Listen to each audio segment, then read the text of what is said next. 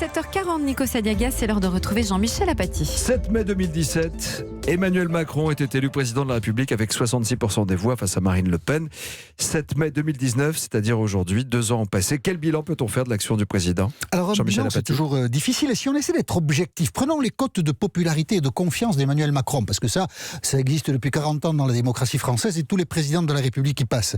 On se rend compte qu'au bout de 2 ans, Emmanuel Macron est aussi impopulaire que l'était au bout de 2 ans, François Hollande ou Nicolas Sarkozy, et qu'il ne suscite pas davantage de confiance qu'eux. Et rien que ça, c'est un échec pour Emmanuel Macron, parce que tout de même, la promesse qui était la sienne, c'est que la politique ne serait plus la même. On avait même parlé de nouveau monde. Le nouveau monde, 2 ans après, on le cherche. Si on doit citer spontanément des faits marquants du quinquennat, ils ne sont pas positifs. On pensera à la crise des Gilets jaunes, qui bouscule évidemment Emmanuel Macron. Alors, il n'en est pas responsable à 100%, mais enfin, il en est quand même responsable, évidemment. On pensera aussi à toutes ces petites phrases qui ont creusé une distance, presque un fossé entre Emmanuel Macron et les Français. Si vous les avez oubliées, ces petites phrases, les voici. Je ne céderai rien, ni aux fainéants, ni aux cyniques. Le Gaulois, réfractaire au changement. Parce que les Françaises et les Français détestent les réformes. Dans l'hôtellerie, le café, la restauration. Je traverse la rue, je vous en trouve. Je veux simplement des gens qui sont prêts à travailler. On met un pognon de dingue dans des minima sociaux, les gens ils sont quand même pauvres.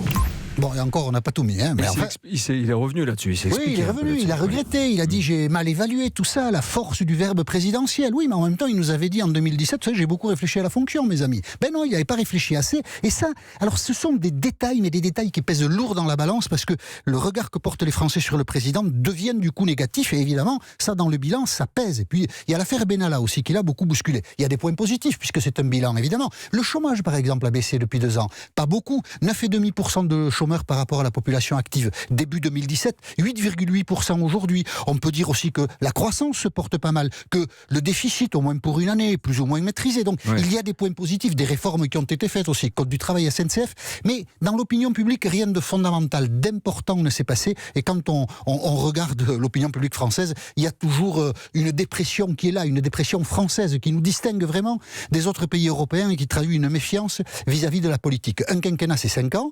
Si on parle de 2 ans aujourd'hui, c'est qu'il reste 3 ans. Jusque-là, tout le monde suit.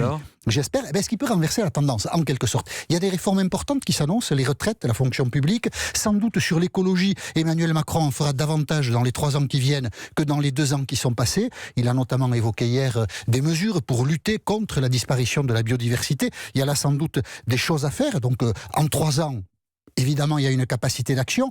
Pourquoi quel est l'objectif, le défi devant lequel est Emmanuel Macron? Depuis 1981 en France, unique en Europe, je l'ai souvent dit, nous n'avons jamais réélu les présidents de la République sur leur action. Ils ont toujours été battus soit à la fin du mandat, soit en cours de leur mandat. Valéry Giscard d'Estaing, François Mitterrand, Jacques Chirac, Nicolas Sarkozy, François Hollande, pas un ne fait exception. Évidemment, Emmanuel Macron aura à cœur, s'il a envie d'être à nouveau candidat, de faire mentir cette réalité française. Un président jamais réélu, un président qui n'arrive pas à fabriquer de la confiance. Et au bout de 2 ans, on ne peut pas dire que pour l'instant, Emmanuel Macron est réussi.